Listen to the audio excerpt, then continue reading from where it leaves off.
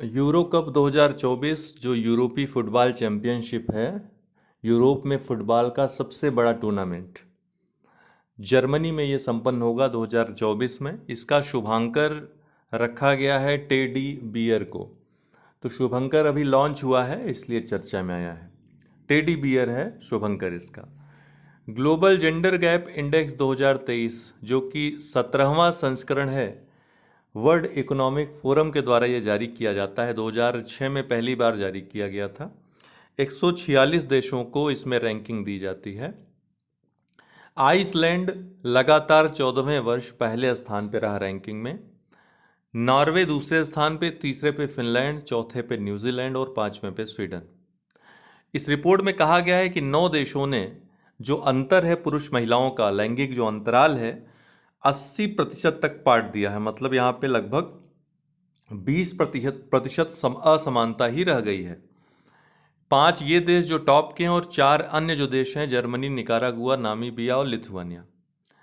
अगले 131 वर्षों तक ऐसा बताया गया है रिपोर्ट में कि जो समानता है वो नहीं, जो असमानता का जो गहराई है उसको पाटा नहीं जा सकेगा, अर्थात समानता नहीं लाई जा सकेगी अगले 131 वर्षों तक, अर्थात 2154 तक।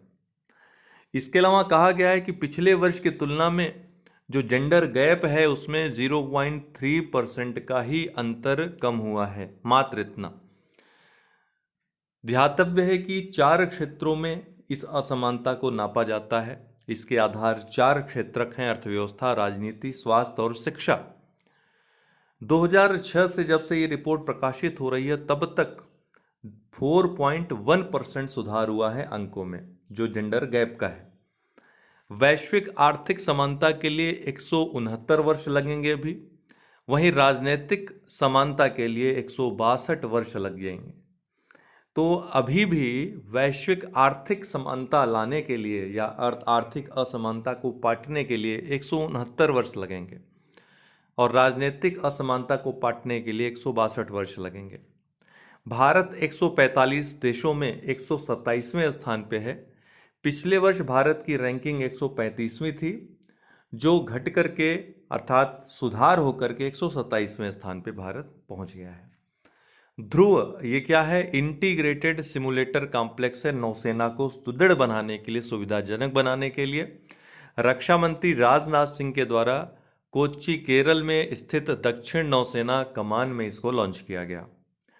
नई दिल्ली, यहाँ सफदरजंग अस्पताल में उत्तर भारत के पहले स्किन बैंक का उद्घाटन किया गया। मृतक के स्किन को यहाँ पर दान किया जा सकेगा, जिसका उपयोग तमाम, चाहे वो टाँका हो या फिर जो जल जाते हैं लोग, उनके उपचार में किया जाता है। पूर्वी चंपारण बिहार में दुनिया के सबसे बड़े रामायण मंदिर का निर्माण शुरू हो गया है। दुनिया के सबसे बड़े रामायण मंदिर का निर्माण कहाँ? पूर्वी चंपारण जिला, बिहार में।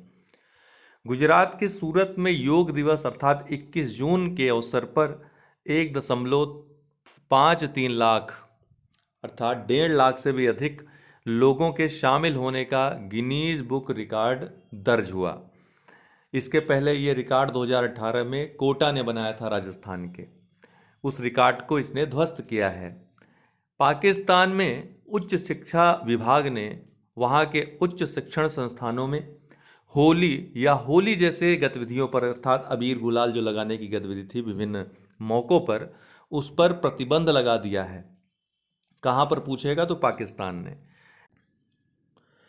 एस्टोनिया समलैंगिक विवाह को वैध बनाने वाला पहला बाल्टिक देश बन गया है। बाल्टिक देश किसको कहते हैं? 3 देशों को बाल्टिक देश कहते हैं: एस्टोनिया, लाटविया और लिथुआनिया को बाल्टिक देश कहते हैं।